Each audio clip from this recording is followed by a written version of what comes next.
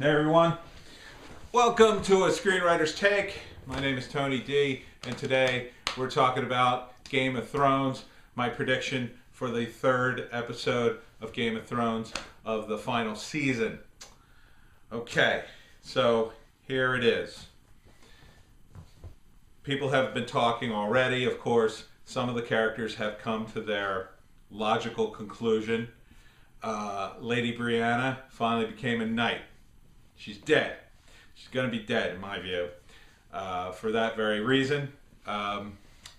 Podrick, probably dead too. He had his big scene. I think a lot of times they give the actors their big scene and then they kill them off, right? So I think those two are probably dead. The rest of the characters you can kind of surmise by the characters they can't lose yet. So they can't obviously lose Jon Snow. Daenerys, if she's going to die, is not going to die until the end. So those guys are definitely sticking around. Arya Stark, same thing. Still some stuff going on with her. She wants to kill Cersei.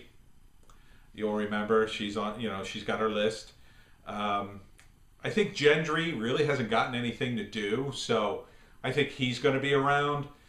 Plus, there's this whole callback to the first episode where Ned Stark and Robert Baratheon are talking about how you have a daughter, I have a son, and that may be the fulfillment of that sort of mini little prophecy that's thrown out there, or foreshadowing. Cersei is definitely not dead this episode. Now, the big question is, what of the Night King? What's his deal? I have a theory that in order to keep this fight going, because there's got to be a fight after this, the Night King is either going to split his forces or avoid Winterfell altogether and go for King's Landing. So there was a recent article that sort of maybe not confirmed it, but they were speculating the same thing. So it might be that the whole point of this is to go to King's Landing, where they don't have as much dragon glass, and wipe out all the humans there, and thereby increasing their army, and then come down to Winterfell, and just whoever they send to Winterfell is just disposable at that point. Although I think the fight at Winterfell is going to be big, obviously, and a lot of people are going to die. I think you're going to see a lot of the side characters die, probably like the Onion Knight, Jormund, the Wildling guy, because without Lady Brianna, he's done. Guys that you won't see die, you won't see the Hound die, because he has to fight the Mountain. That's going to happen. I think we all know that. So he's in it to the end. You've got the one-eyed guy, the priest, Lord of Light priest. He's got to fight the Red Priest, the Red Priestess. So there's a matchup there. That hasn't happened yet, so I think we're going to see that. So he's in it. You might see Sam die, maybe, unless he's the guy who's going to be writing the record, 20 years from now, as he closes the book, and he's an old man, if we see all that at the end. Grey Worm, probably dead. Not sure what else they got to do with him at this point. So I think that's what you're probably going to see in the show. You're going to see, the rumor is you're going to see like an 80-minute fight. But then I think the big reveal is, they sort of fight them to a standstill in Winterfell. But then the final shot is maybe that the dragon is headed for King's Landing, and Cersei and the Night King may spare Cersei because she's pregnant and he wants the baby.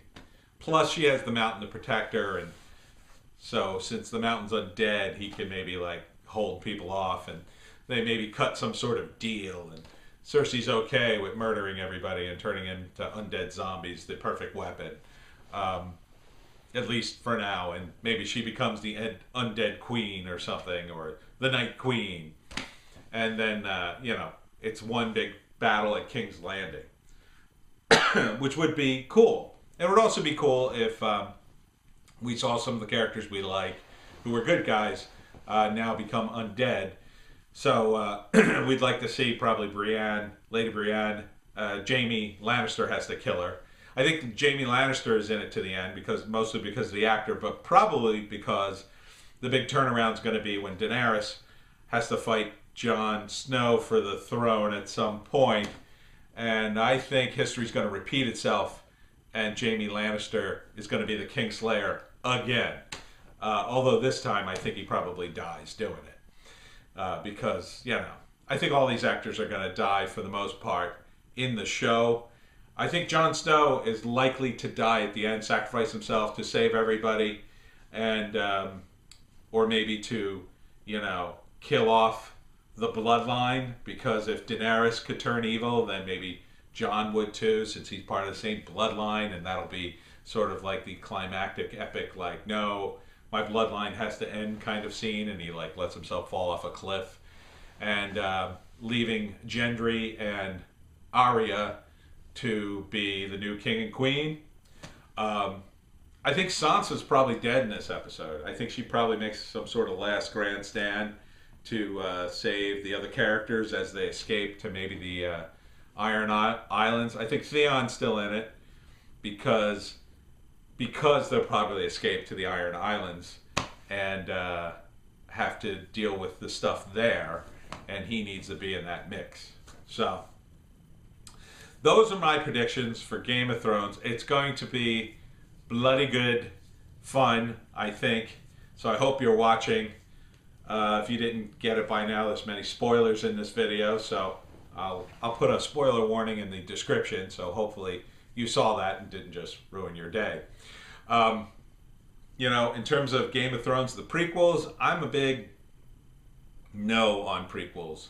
I think they sort of, all the punch is taken out of them because, they happen. I mean, they can be interesting up to a point, but I think ultimately, since we know the future, it kind of makes it like it kills the surprises. It limits. You want to feel like anything could happen when you're watching something, and really Game of Thrones captured that in the first 3 or 4 seasons. And, a prequel is definitely going to curb that. Now, if you want to talk about episodes that take place, 20 years later, 100 years later, sign me up. Maybe that would be interesting, assuming they were based on the books and George R. Martin had some sort of say in it. But I think the show got very PC in the middle. After around the 4th season, things started to creep in, and they ran out of road with the books. And I mean, they were basing it on his outlines, but at that point it became more like regular TV. And there were actually a few sort of sloppy points that I won't go into. They were pretty minor, but they were kind of annoying, because the show had raised this sort of high bar. I think a lot of the layering disappeared. There were so many factions and so many people, and over the course of the series, a lot of them have been killed or eliminated. But at the same time, in the early seasons, there was always someone to replace people who got killed. Like almost immediately, somebody would step into the role and life would move on, and that was a great thing about it. So, even when the church guys moved in, they had moved in because other guys had gotten pushed out, and that was cool. When Cersei wiped them all out, that was sort of the last extra faction in King's Landing. And although, you want to see Cersei in charge of King's Landing the way she is, at the same time, you'd like to see even ineffectual groups try to rise up and go, oh, please don't hurt us, Queen Cersei, to just keep the world full enough to make it feel full. The Dornish are out, and a few of the other groups are out, and they should probably still be sprinkled in somehow. I don't know how, but, I'd like to see more of that rather than less, but I understand, the season's wrapping up, and it's just time for payoff. The two-faced guys who were the assassins, are they going to come back and mess with Arya? I think Arya's probably dead by the end of the season, unless she becomes queen. I don't know.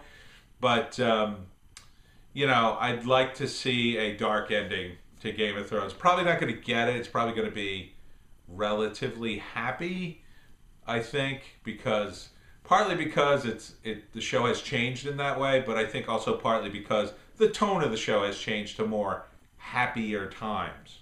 You know, they're going to overcome these horrible things, and then, you know, the move has been, you know, happier characters who are united and good, you know.